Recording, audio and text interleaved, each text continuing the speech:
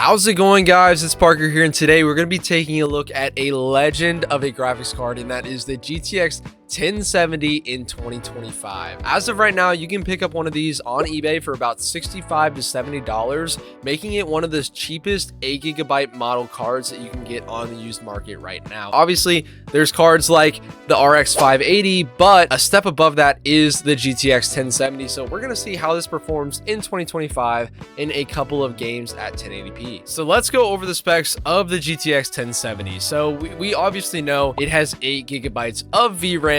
It has 1920 CUDA cores. It has a base clock of 1500 megahertz and a boost clock of around 1700 megahertz. And then the memory bus is a 256-bit memory bus. TDP is 150 watts, which is way lower than what you would see from a 70 series card today. It was very efficient for the time. I think the flagship was still only around 200 watts, whereas now the RTX 5090, it can pull like what, 500 to 600 watts depending on if it's overclocked or not. It is absolutely insane that these cards delivered this kind of price to performance back in the day. The GTX 1070 is starting to show its age. It was released nearly 10 years ago at this point, all the way back in 2016. But this series was a lineup that revolutionized the price to performance of PC gaming at the time. We all know that the GTX 1060 was wildly successful, and so was the 1070. It's honestly great to see that the 1070 can be bought at such a low price now, because it still offers very good performance for the price.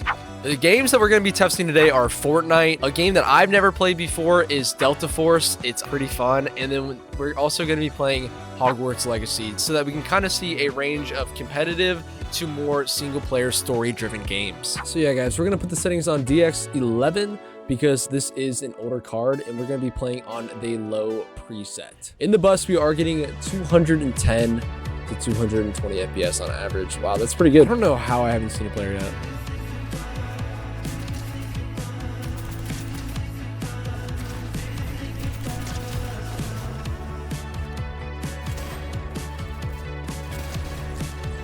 Let's go.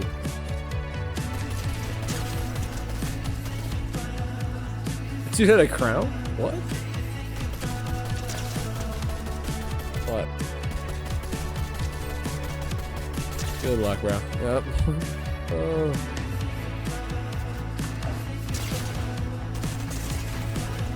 What? He's gonna die in storm. Okay, I'm just gonna be putting it on the medium preset. So not changing anything, just putting it on the medium. Just do over there.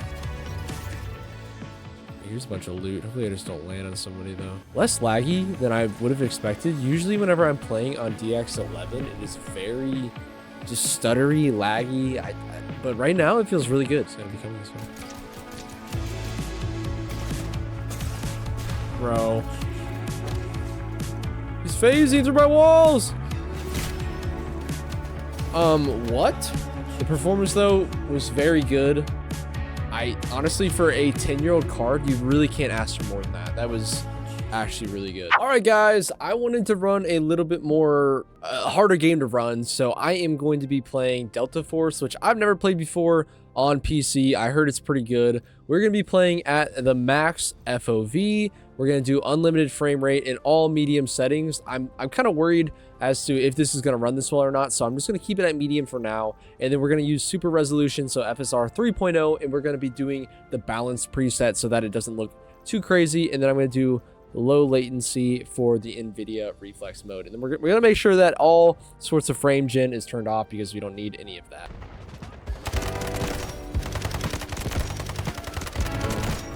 Oh my gosh.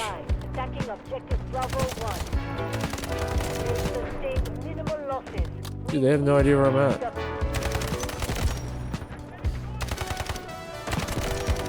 Bots. Oh, this just saved my life. Thank you.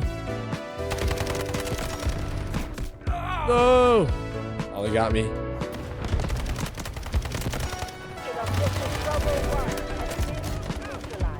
Oh! Dude, I am hurt right now. I want, I think. I can't tell. We are now in Hogwarts Legacy. Let's look at the settings that we're going to be running. We are going to be playing on AMD FSR 3. We're going to be using, actually, we're going to do quality. for the upscale mode. The settings, we're going to be running at medium settings so that the game doesn't look like absolute crap. So let's see what kind of performance that we get with the GTX 1070. A lot of particles and stuff like that. Havana Kedavra. So running around here, we are getting like 90 to 100 FPS, which is really good. Uh-oh. Dipping below 60. Oh, can we fight somebody, please? Thank God, please. What the? Let me...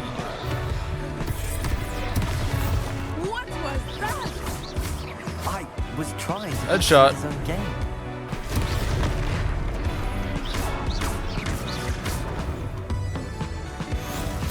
Easy, bro.